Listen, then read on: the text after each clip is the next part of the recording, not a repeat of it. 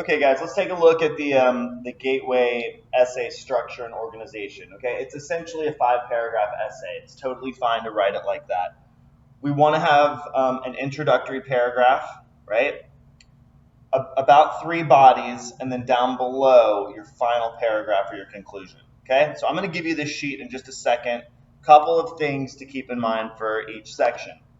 So after you've outlined your paper, right, you've gone through the documents, you've annotated them and all of that, you may want to begin drafting your introduction. Introduction doesn't have to be long. It can be, 3 to 4 sentences, okay? But it definitely needs to finish with your thesis. Sometimes starting out, I mean, you think about hooks and attention getters, talking a little bit about the background of the topic, why it's important, right? The impact that that topic has had in either science or on world history. That's usually a good idea. So you see it says historical background, scientific background. Anything you know about the topic generally is a good idea there. Okay, so then you want to finish with your thesis statement. And here's where you can use that magic thesis statement.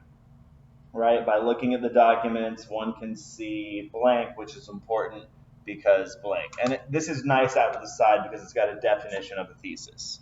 All right, so the important things about that first body paragraph is to have some sort of introductory piece, a little bit of background, and finish with your claim. And your claim and thesis is going to be based off of the writing task in the prompt. Okay, middle paragraphs. Pretty much, you want to make sure that you're having a topic sentence. You want to be referencing the document and prior knowledge and vocabulary throughout. Okay, those are the big ones, and we've talked about that. So if you've done your outline correctly, this should be super easy to do. Good length on these body paragraphs is anywhere from 8 to 10 sentences. And the really nice thing about this this graphic organizer is it's got a list of transitions out to the right.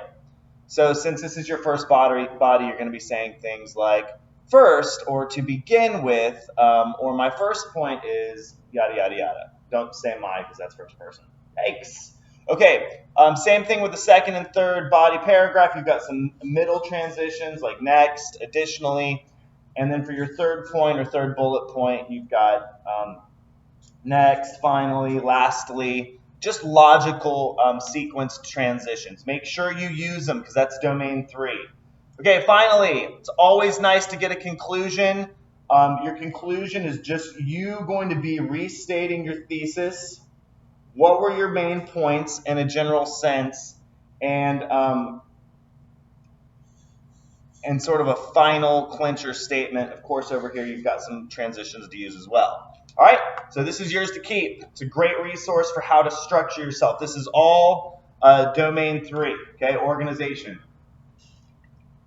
All right, quickly, tips for the domains, all right? These are musts, okay? If you're going to pass the gateway, these are absolute musts. If you don't do these, you're going to be in trouble. All right, domain 1 is all about depth of knowledge and staying on task, okay? Apparently it's 30% of your score. You must address all parts of the prompt, okay? Let's see, what else is important here? Remain focused on the writing task and central idea. Do not ramble, okay? Explain all ideas and claims without rambling, okay? So stay focused and have some depth, okay? When all is said and done, to have enough depth in the gateway, you got to be writing at least 3 pages. That's a front, a back, and another front. Okay, so that's domain 1, depth of knowledge. How well do you demonstrate an understanding of all parts of the assigned tasks?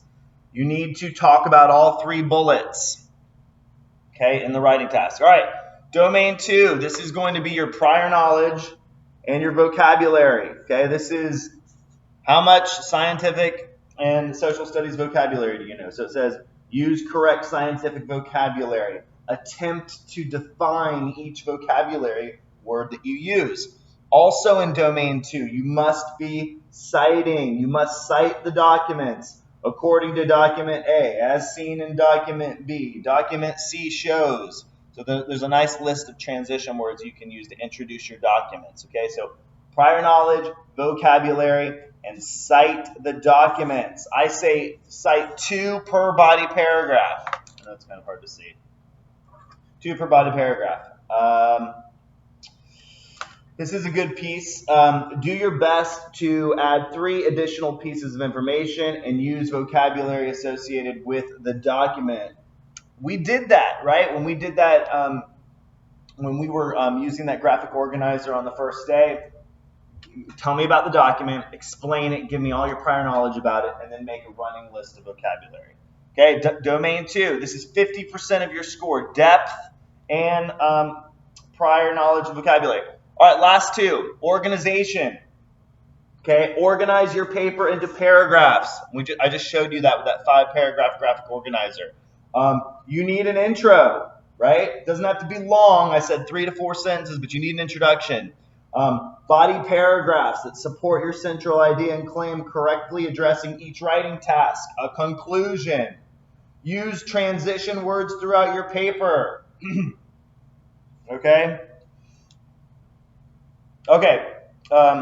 So organization. All right, and lastly is conventions, sentence formation, spelling, punctuation. What's important here? Begin each sentence with a capital letter and end with a period. Try your best to spell correctly. Use paragraph breaks. Okay, they take points off for that. Make sure that you're taking a break in between each of your paragraphs by starting on the next line. Don't let it all ramble together. You need 5 separate paragraphs. Avoid saying I or we. Use third person. And don't talk like a text message. Use academic language. And that's it, guys.